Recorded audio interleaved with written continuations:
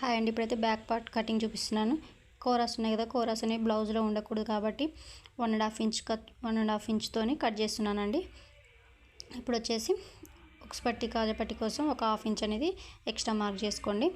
ఇలా కింద బ్యాక్ పట్టి కోసం ఒక 1/2 ఇంచు మార్క్ చేసుకొని ఇలా బ్లౌజ్ని వీడియోలో చూపిస్తున్నట్టు మార్కింగ్ చేసుకోండి.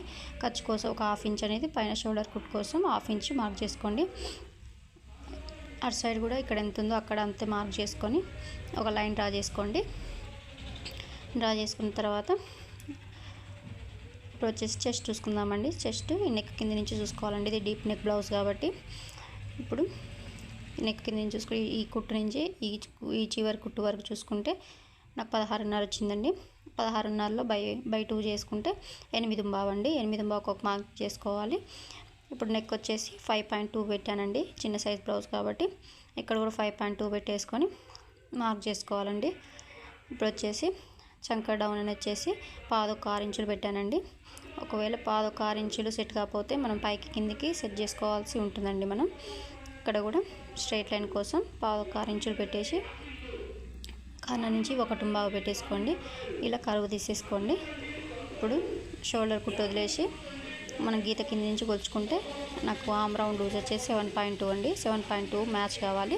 ఒకవేళ మ్యాచ్ కాకపోతే కిందికి పైకి మనం అడ్జస్ట్ చేసుకోవాల్సి ఉంటుంది.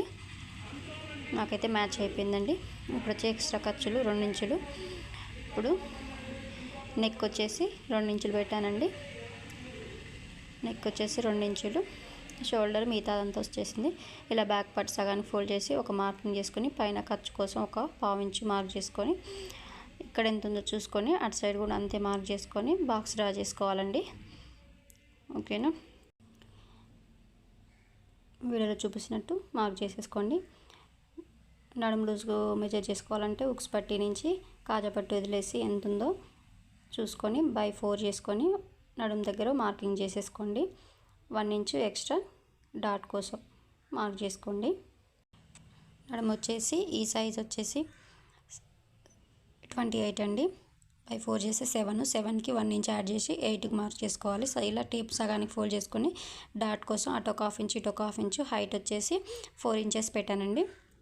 ఓకేనా, ఇలా వీడియోలో చూపించినట్టు మార్క్ చేసుకోండి. చెస్ట్ సైజ్ వచ్చేసి ఇది 33 అండి. బ్యాక్ ఓపెన్ అండి ఇది. ఇప్పుడు వచ్చేసి సైడ్కి ఒక 1/2 ఇంచ్ అనేది ఇలా క్రాస్గా మార్క్ చేసుకోండి. కానీ కటింగ్ మాత్రం ఇప్పుడు చేసుకోకండి, కుట్టేటప్పుడు కట్ చేసుకోండి. ఇలా మార్కింగ్ ఎలా చేసామో అలా కట్ చేసుకోండి.